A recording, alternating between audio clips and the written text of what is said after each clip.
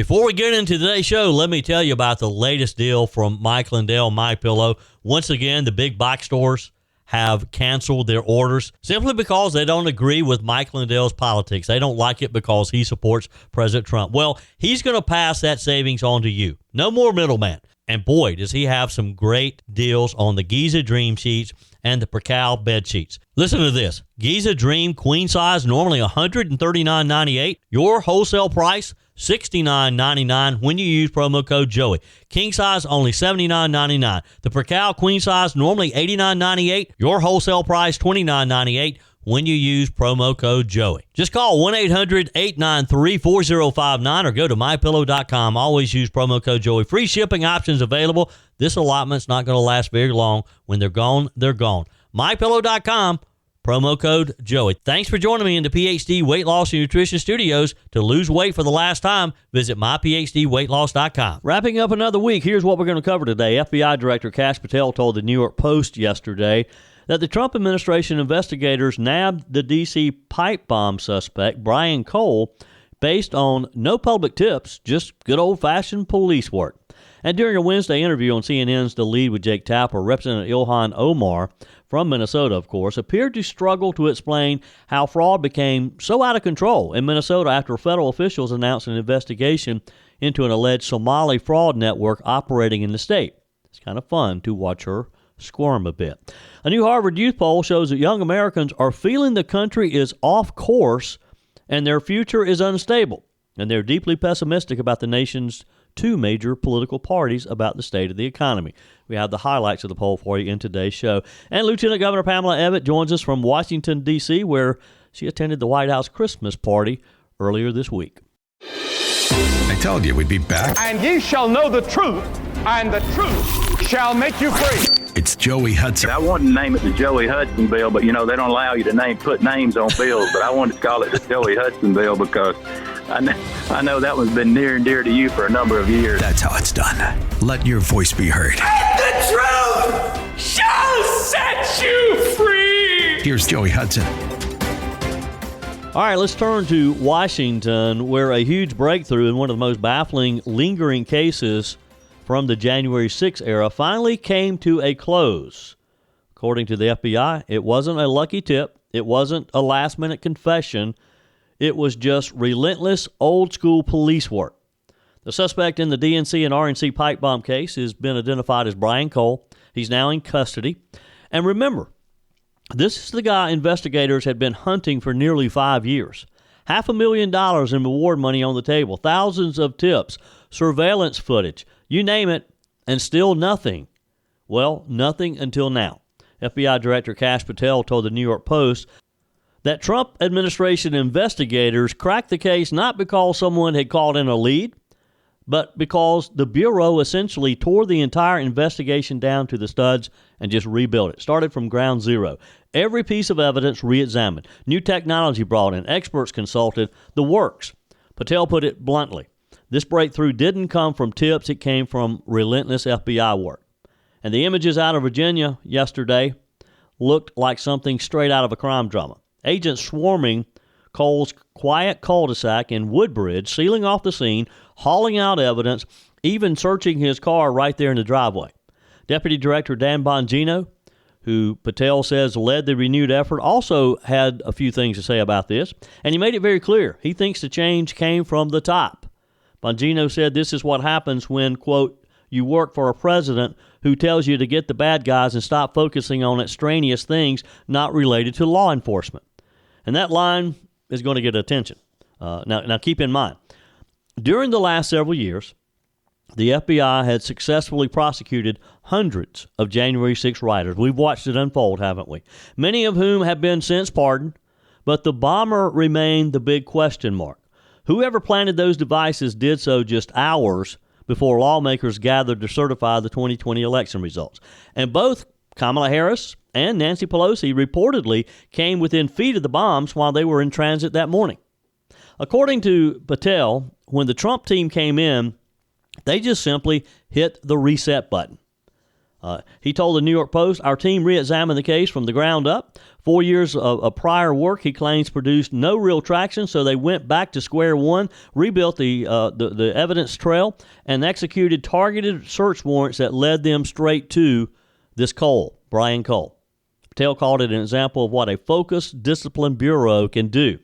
And look, regardless of politics, this was one of the most disturbing, I guess you could say, unsolved cases hanging over Washington. Those bombs were symbolic. They were real, viable devices planted next to the headquarters of both major political parties. Closing this case brings a bit of relief, I guess you could say, and frankly raises a whole new round of questions. Questions that I imagine are going to be answered pretty soon. We'll keep an eye on the details as they come out. But for now, the big headline, the pipe bomb suspect is finally in custody almost 5 years later. Another quick update from the story that's following Minnesota.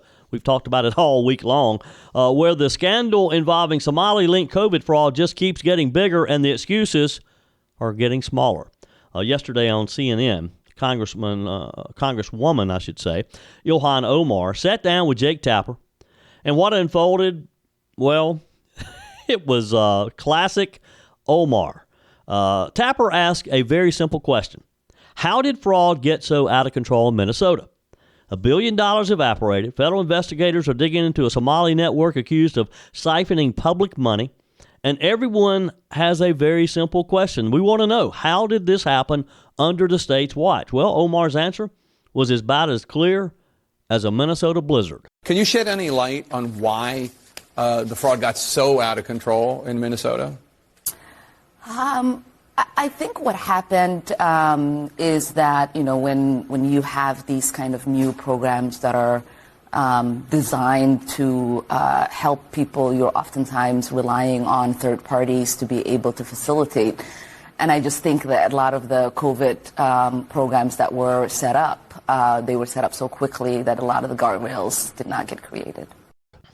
Look, with the level of fraud that we are seeing from this, I don't know what guardrails would have stopped this. She said the problem was that COVID programs were just created too quickly. Well, look, she was part of that, wasn't she? We said that. You and I said that. No way were you going to give away trillions of dollars like they did during COVID and not have massive fraud like this. They just didn't have the manpower to set it up that quickly. There weren't enough guardrails, is what she said. Nonprofits were helping distribute the money, and the oversight, well, it just wasn't there. In other words, we meant well, but oops, $1 billion walked out the back door. Wow. Folks, when $1 billion disappears, taxpayers' dollars meant to feed children during a pandemic, that's not an oops. That's a crisis. I mean, that's a crime. And I hope that more people go to jail. They should. Even the SBA says that Governor Walz's administration obstructed investigators. Remember, whistleblowers say they did sound the alarm. They were ignored, they say. They were retaliated against, some say. So Tapper presses again, and instead of explaining the fraud, CNN pivots to Trump. They play a clip of the president criticizing Omar and questioning the scale of Somali fraud in the state. And suddenly the conversation becomes, well, you know how this goes. Omar says Trump is bigoted, xenophobic, Islamophobic, racist, scapegoating. The whole thesaurus comes out. And they forget about the fraud in Minnesota in her state. She says that Minnesotans are resilient. She's not going anywhere, and that the real failures belong to the Trump administration. Wow. Folks, here's the problem. This isn't about Trump's tone. This isn't about rhetoric. This isn't even about personality. This is about $1 billion stolen, and this is just one isolated case. There are a lot more out there. Some allegedly funneled to foreign terrorist organizations under Governor Tim Walz's watch, and they want to pivot. They want to change the discussion. They want to try to turn it back on Trump. Well, I don't see how you turn this back on Trump, do you? This happened under Joe Biden's watch. This happened while Governor Tim Walz and Ilhan Omar stood there watching as well, under their watch. Now the SBA and the Treasury Department and the House Oversight Committee are all investigating. Doesn't happen unless there's real smoke, and I got to believe there's going to be some real fire here. The SBA Administrator, Kelly Loeffler, said it plainly. The fraud network didn't just exploit one program. Some of these groups double-dipped. They took PPP loans. They took state money. They took federal money. And they did it while the governor's office ignored repeated red flags. Meanwhile, Tapper wants Omar to respond to Trump's comments. And she does what politicians do when the facts aren't on their side. She changes the subject. She talks about tariffs. She talks about war crimes, inflation, you name it. Anything about Trump, she's ready to talk about. But if you want to talk about the fraud that happened in Minnesota, mum's the word. She doesn't really have a position on that. Anything but the billion-dollar fraud that happened in her own backyard, she'll talk about. And here's the bottom line. I don't think this is going away. Federal prosecutors have already charged dozens of people. I've talked with several congressmen who say that the House Oversight Committee are going to dig deep because they should. This is not Islamophobic. This is not racist. This is not prejudice. It's called oversight. And something Minnesota didn't have, we need to insert. Something Washington is now scrambling to restore, and that's accountability. And they owe that to the American people. Everyone says they'll start after the holidays, and that's exactly why most people never tackle those extra pounds at all. Joey Hudson here. Right now, PhD Weight Loss is making it easy to start before the new year with a bonus designed to get you moving now. They're adding 2 free weeks to your program. That means you can ramp up during the holidays and start the new year already working toward your goals. Those 2 free weeks mean you won't roll into January feeling behind. You'll hit January already losing, already feeling better, already in control. PhD's metabolic reset system teaches your body to burn fat first. No drugs, no starvation diets, no endless workouts, just a smarter science-based system that fits real life. And when you mention 2 weeks on the phone, they'll waive your consultation fee and pay for the cost of your food during the entire program. There's no reason to wait, no reason to repeat last year. Call PhD Weight Loss today and start 2026 already ahead. 864-644-1900. Call today. That's 864-644-1900 or go to myphdweightloss.com. Don't wait. Do it today. In yesterday's show, I talked about the rollbacks, the massive rollbacks in some of the regulations that President Trump did this week in negating some of Joe Biden's executive orders in relationship to electric vehicles and the whole green initiative, where Joe Biden wanted you and me to be forced to purchase an electric vehicle within the next decade. It would basically outlaw pretty much or make it so cost prohibitive to manufacture a gas vehicle that manufacturers just wouldn't do it. And their arms were twisted. The automobile industry did not want to do this, but I guess they felt like that they couldn't push back, they couldn't resist. Well, President Trump gave them a whole new freedom this week with an executive order that's just going to undo all of that. And the prognosis is we're expecting to see automobile prices come down pretty quickly. I got an email from Paul from Greenville, who's currently in Las Vegas, he said, Joey, electric cars, ? Not in my future. On our recent vacation to Great Britain, we flew into Heathrow, then Manchester, where we were to rent a gasoline car. Hertz had none available, not even a hybrid, he said. We had to rent an EV. We were assured that there would be chargers all across the nation as we visited friends and family. Day one, Paul says we needed to charge. My wife's brother had a slow charger, which would take hours and longer to charge. It was decided to head into the village to a, quote, quick charge. A 15-minute expectation turned into a 2-hour trip because of the 5 chargers shown as being there. Only one was in service. The others were vandalized and had the wires cut. Having to stop every few hours for a 2-hour charge was just simply not going to work, Paul wrote. We managed to change the car for a hybrid from another company and successfully finished our vacation. Lesson learned. An EV might be good for around town, not if you're leaving the country. Paul, good point. And that's been my whole thing all along. I don't want to have to depend on sitting somewhere in my car waiting for it to charge for a couple of hours.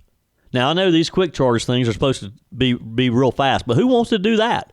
You know, I drive down Haywood Road sometimes in Greenville, and there's a little shopping area there, and there's 8 or 10 Tesla chargers there, and at any time of the day, you can drive by, and there are people sitting there in their Teslas charging. But who wants to do that? I guess you just keep a book in your car to read while your car is charging. Well, I'd rather go into Spinks and in about 5 minutes be out of there. It's just that simple. Everybody knew the whole idea of forcing EVs on people was not going to work anyway. Well, everybody but Joe Biden, I guess. Carol writes on the text line, oh my goodness, Trump derangement syndrome is very real. It is quite a challenge to have a peaceful conversation without being insulted and yelled at. And just the mention of the word Trump is a trigger.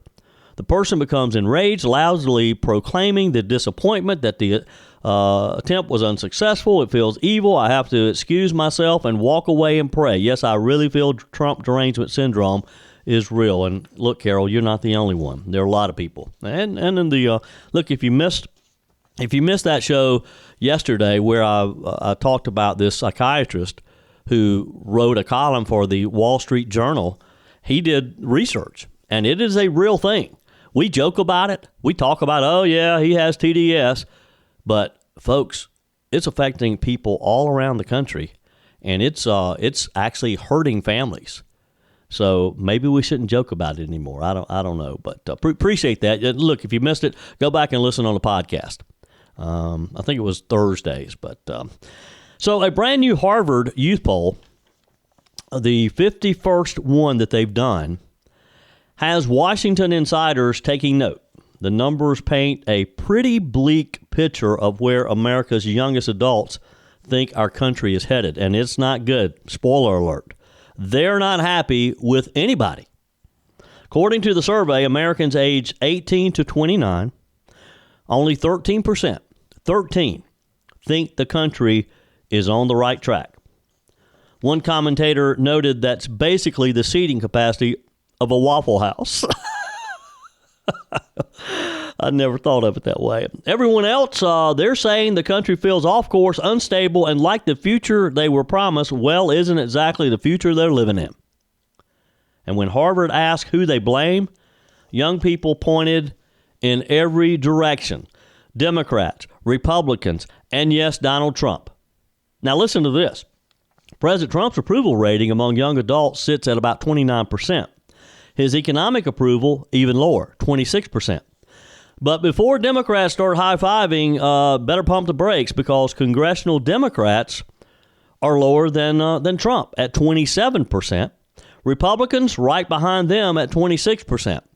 So this whole government shutdown, I think, did not leave anybody out of this. Folks, these numbers, they're not bad. They're catastrophic.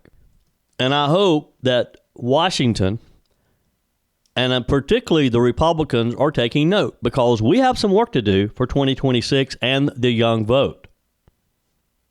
So what's going on here? Well, Harvard's pollsters, and remember, this is Harvard, say that young Americans feel like the systems and institutions meant to support them no longer feel stable, fair, or responsive. Now, let me interpret that for you. They're afraid their student loans are going to have to be paid back. That has a lot to do with it. Some of the generation in this age group have the feeling that government should provide everything that they want and need. They don't trust the government. They don't trust the economy. And they don't trust the people running either one. I don't care what party level you have. Nearly half of young Americans say that they're struggling financially or just barely hanging on. Only 30% expect to be better off than their parents. And folks, that used to be bare minimum. The American dream to do a little bit better than the generation before you. And get this, by more than 3-1, young people think AI is going to take away opportunity, not create it. For a generation raised on technology, that is a massive pause. Now, here's where this gets interesting. Even though young voters aren't thrilled with Democrats, they still tell pollsters they'd prefer Democrats controlling Congress in 2026, and it's a pretty big margin. 46% to 29% hope that the Democrats take control again. But Harvard says something important here, and Republicans really need to listen. Young people aren't choosing Democrats because they're excited. They're choosing them because they see Republicans as even less aligned with their priorities. Now, folks, that's not support. That's the political equivalent of saying, well, that restaurant gave me food poisoning, but the one next door is on fire. Republicans made gains with younger voters in 2024 and 2025. Real gains. That's part of what having Trump back in the White House had done. But this poll, it's a flashing red warning light. And again, I understand it's Harvard, but there's a science to polling that even Harvard can't mess up in some ways. So we have to at least consider this. If the GOP doesn't speak to young voters, to their economic anxiety, to their tech anxiety, and their sense that the system is stacked against them, we're going to risk losing this generation. And Democrats, they may have the advantage now, but nearly half of young Democrats use a negative word to describe their own party. Does this concern you? It should. It concerns me. Text me, email me, joey@joeyhudson.com. Leave me a message on the MyPillow message line, 864-477-JOEY, 864-477-5639. I mean, what do we do? What do Republicans do? Because we need to be able to keep those young voters that Donald Trump was able to lure over to the GOP in 2024. But how do we do it? What's the key here? Maybe some of you who have kids in this range or grandkids in this range can talk to them. Leave me a quick message on the MyPillow message line. 864-477-JOEY, 864-477-5639. Your comments are welcome on the Furman Ford text line, 864-477-JOEY. That's 864-477-5639. Emails always welcome, joey@joeyhudson.com. Speaking of the Furman Ford text line, you know, it's never been more important to support locally run businesses owned by people who actually live here in the upstate. Let me take a minute to talk with you about our friends at Furman Ford. If you're looking for a new vehicle, maybe a great pre-owned vehicle, one you can trust, or maybe you're looking to order that special vehicle. Either way, if you want a new one, a brand new one, or a pre-owned that you can trust, the folks at Furman Ford, they're there to help you. Their name is on the sign because their name is on the line, because every single transaction is important to them. Jim Furman, Matthew Furman. They do business the right way.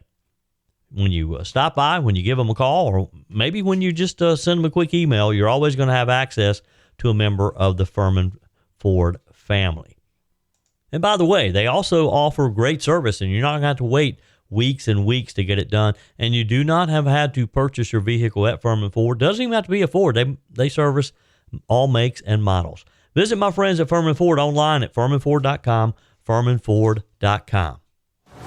Let's talk about something that's been on the minds of a lot of people since the government shutdown. It's not a flashy like some of the latest headlines, but it hits your wallet harder than anything coming out of Washington these days, and there's a big ticking time bomb about to explode. I'm talking about healthcare, of course. I know your eyes are probably glazing over, right? but stay with me, because what's happening in Congress right now, as we head towards Christmas, will determine what you pay for health insurance next year. And for millions of families, the stakes are huge. So here's the deal. As we've talked about many times in the past, during COVID, Democrats pumped up Obamacare subsidies, basically tax credits that help people afford insurance. Republicans didn't vote for those expansions, but they passed anyway because Democrats had a majority. They made health insurance cheaper for a period of time, but those were temporary subsidies, and they're expiring. And folks, when I say expire, I mean they're zero, done, off the cliff. If Congress does nothing, according to insurance professionals and Congress, Democrat members of Congress especially, premiums for millions of families could jump by hundreds, if not thousands of dollars a year, maybe overnight. Not exactly the Christmas gift America is hoping for. Well, everybody's scurrying around Washington trying to figure out what to do. A couple of congressmen, a Republican Congressman Kevin Kiley and Democrat Congressman Sam Ricardo, are working on a bipartisan deal, and Congressman Kiley says he thinks that this is the right solution. Yeah, we keep adding co-sponsors basically every day. We're keeping it bipartisan. We have 5 Republicans, 5 Democrats on board right now. And I think it's a compromise that really can achieve the level of bipartisan support that we'll need to get a deal here. Because as Sam was just saying, what's different from what we're proposing and other proposals that are out there is that we do this in a way that is fiscally responsible, that actually saves money, doesn't increase the deficit. It's temporary. And because there's a pay for, it's inherently limiting in the sense that we're not going to keep extending. We're just providing some runway to find a real long-term solution. And it sounds reasonable to me. So if it's that simple, why don't they just do it? Now, House Republicans are scrambling, some quietly, some not so quietly, to figure out what the next move is. And let's be honest, the GOP doesn't always agree with itself on some of the best ways to fix health care. We've been talking about Obamacare for how long now? A decade or more? Speaker Mike Johnson told Bloomberg News, don't worry, folks, the House is going to vote on a health care plan by the end of the month. He sounded very confident. Yet Steve Scalise stepped up and basically said, well, maybe. We'll do it when we're ready. Translation, I don't know that they have any idea of the votes they have or not. So here's why. According to some Washington insiders, the GOP is split into three groups. The swing district Republicans. These are folks like Mike Lawler, Jen Kiggins, Brian Fitzpatrick, Republicans who come from districts that Biden won, where voters care less about political philosophy and more about paying the mortgage and their health insurance. Those Republicans are saying, look, we're conservative, we get it, but if we let these subsidies pop off like fireworks, people back home are going to see premium hikes of $2,000 or more. We just can't let that happen.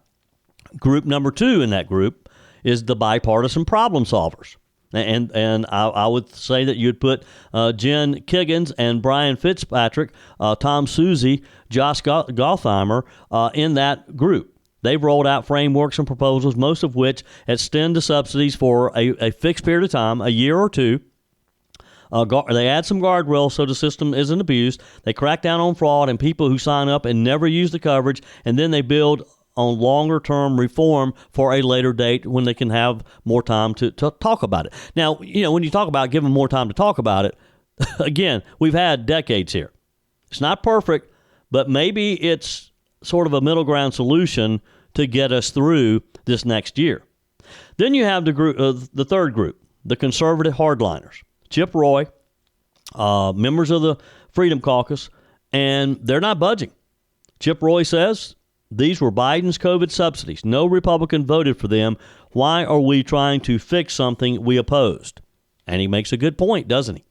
Jody Arrington took it up a notch, saying, putting lipstick on the Obamacare pig doesn't make it any less of a pig. He's right as well.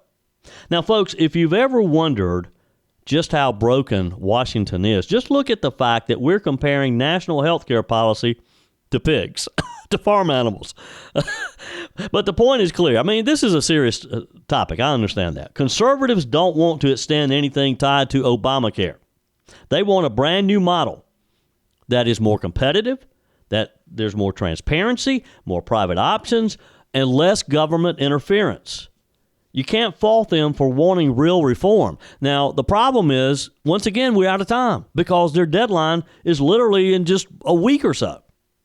If Republicans don't act, if these subsidies disappear at the stroke of midnight, actually December the 31st, end of the month, they had a goal of trying to get something done by December the 14th, I think it was. But if they don't do this, health insurance premiums, we're told, are going to explode. And I believe the authorities who are saying this, the experts. And I promise you, Democrats will spend every waking moment blaming Republicans for that increase in the next election cycle, 2026. And I don't know how you combat that, because people aren't going to care whether you're a Republican or a Democrat. They're just going to know that they're having to write a bigger check every month for their health insurance. It's just that simple. I mean, that's the line. Republicans, they're going to over and over and over again send out the message, Republicans voted to raise your health care premiums. And folks, it's going to stick. So the GOP is stuck in a political squeeze here. Try to help families and risk angering their base, or stick to principles and risk getting wiped out in the battleground districts next November. This is the same tightrope that Republicans have walked since the Affordable Care Act became law in 2010. Thumbs up or down on Obamacare. Repeal and replace. Repeal and just repeal. Tweak the system. Scrap the system. We haven't been able to come up with anything. I don't know why it's this hard. Folks, this part matters, and this is where we get to the wild card. A discharge petition is basically an emergency escape hatch. If a bill has majority support, but leadership won't bring it to the floor, members can force it bypassing the speaker entirely. And guess what? Enough Republicans could team up with Democrats to force on extending the subsidies, even if the conservative wing hates the idea. Now, Kiggins and Fitzpatrick, they won't say right now that they'll do it. But the fact that they're not ruling it out tells you just about everything you need to know. They're frustrated, they're feeling the pressure, and they know what's coming politically if nothing gets done. So here's where things stand right now. The Republicans want to lower health care costs. Who doesn't? They want more choice. They want more affordability. They want more flexibility, but they're divided on just how to get there. And right now, time is not their friend. Voters care about one thing. How much am I going to pay every month? What's that check I'm going to have to write? If premiums spiked thousands of dollars because Congress couldn't get its act together, that's not a policy failure. It's a political earthquake for the GOP. And the truth is, the GOP has about just a few weeks left to decide whether they're going to jump, step carefully, or get pushed. Healthcare isn't a Democrat issue. It's not a Republican issue. It is a kitchen table issue. And let's be honest, folks, that's the kind of issue that can swing an entire election. We've seen this scenario before. And that's the scary part about this, because next November, people aren't going to care about what the Republican said, what the Democrat said, what the Independent said. They're going to have even forgotten about the government shutdown. What they're going to care about is the fact that they're paying another $1,000 a month or $2,000 a month for health insurance. So the bottom line here is, folks, buckle up. This next month or the next few weeks here in December is going to get heated.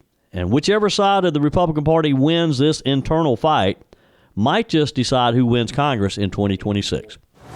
On our guest line, Lieutenant Governor Pamela Evette. Welcome. How are you? I'm doing well, my friend. How are you? I am good. So you're in the nation's capital some this week, huh? I am. I had the White House Christmas party yesterday night, and David and I, always very impressive. The First Lady doing, once again, a great job decorating the White House. So everybody can jump on my social media today and see some of the pictures of the beautiful trees and how it was decorated. And we were there in the evening, so everything is kind of sectioned off, but we saw the cranes. Everybody very excited about the ballroom. The president very excited about what that new ballroom is going to look like. Yep. Now, again, that will be a Christmas party when that's done and they're able to move everything over there. Because, people look at the White House, they think, man, that's a big house. But the East Room is really not that big, is it? No, it's really not. And that's what he was talking about. And he said, it's almost embarrassing when they have dignitaries from around the globe there. And if they put tents out on the lawn, yeah. And if it's raining, he said, you have these women in these beautiful dresses and shoes, and they're sinking yeah. in the grass. But, he reemphasized last night, just how, this is being all paid for by donations. And he talked about Carrier, the heating and cooling company. They donated all of their equipment for that new ballroom. Wow. Cost nothing. Yeah. And the negotiation that he did with contractors, literally saving hundreds of millions of dollars, right? Yep. Because he's a builder. Yep. And he knows what to do. And so he's excited about it, and I for one, am very excited to see what that new ballroom is going to look like. Yep. Well, it's based on what we've seen so far, it is going to be fabulous. So, and look, the White House Christmas party, and I've been fortunate to go to a few now. I'm looking back through my mail. I haven't received my invitation. So there's something wrong. I wish you would have told me. Yes, I should have. So, but I would have whispered. I would have whispered in the president's ear. Yes. Joey Hudson, one of your biggest fans in South Carolina, because I think I might be his biggest fan. But needs his invitation. But they're always fun to attend. But to the point, as far as the East Room not being that big, they always do them, and they're scattered out throughout the entire White House, and you just go room to room and that type of thing. And typically, the president and first lady, they're in another room to receive everyone. So anyway, the big, beautiful ballroom is going to be very nice. Let's move on. Lieutenant Governor Pamela Evette with me today. Governor McMaster signed an executive order this week saying that state agencies can no longer use race-based quotas or set-asides in purchasing and contracting. From your perspective, and you've got a lot of business experience, well, let's talk about this. What problem was this order designed to fix?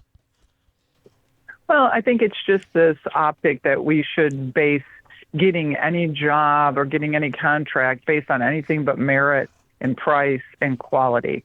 And that's what we need to go back to. And, that's the way we've always thought it should be, is, if you're the right person for the job, you should get the job.